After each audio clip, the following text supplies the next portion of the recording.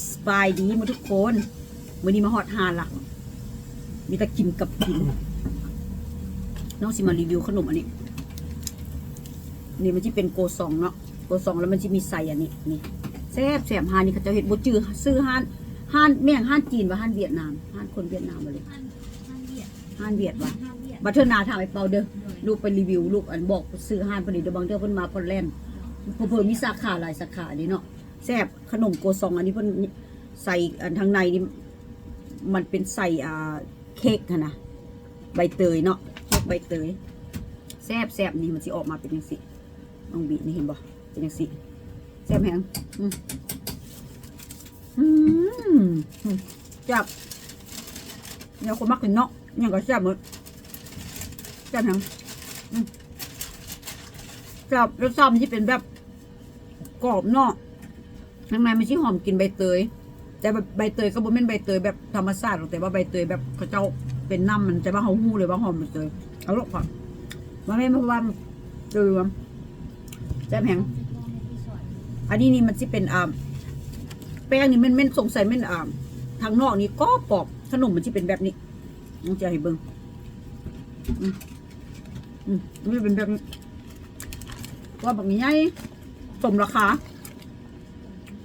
ไม่ใช่เป็นแบบนี้จะต้องผ่าเครื่องมันจะออกมาเป็นแบบนี้เวลาผ่ามาตอนนั้นนี่เป็นมันม่วงแล้วตัวนี้มันจะเป็นใส่บักพร้าวแซ่บกินกับกาแฟมื้อเช้าแซ่บแข็ง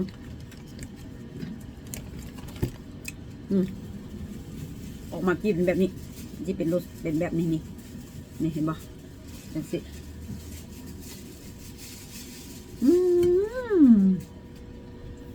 แซ่บบ่เห็นปะแซ่บแข็งก็หอมบักพร้าวเขาเจ้าโรดนะเขาเจ้าอบฮานนี่เขาเจ้าเฮ็ดดีแห่งแต่น้องบุษซื้อฮานเดิมถ้ามีโอกาสน้องสิกลับมารีวิวอีกน้องสิไปเบิ้งฮานเขาเจ้ากลับมารีวิวแล้วน้องสิไปเบิ้งว่าเขาจะมีขนมอีกอย่างแดงถนนฟอสเตอร์ยังฮู้ว่าคนอยู่เมืองพอร์ตแลนด์นี่อาจจะฮู้ฮานนี่ขนมเขาเจ้าเฮ็ดดีแซ่บดีน้องมักน้องเป็นคนที่มักกินของกรอบๆอยู่แล้วนะแซ่บแห่งได้จะระบบต่อแซ่บแล้วโอเคเด้อท้ายนี้น้องขออวยพรมาทุกคนจงมีดีมีแหงมีสุขภาพเข้มแข็งแข็งเนาะป้าใหม่ปีใหม่มากลับบ้านเมื่อบ้านเนาะก็ขอให้เดินทางปลอดภัยเด้อให้มีสติเนาะในไปให้มีโชคให้มาให้มีใส่เนาะโอเคเด้อขอบใจหลายๆโอเคบายเจอกันคลิปหน้า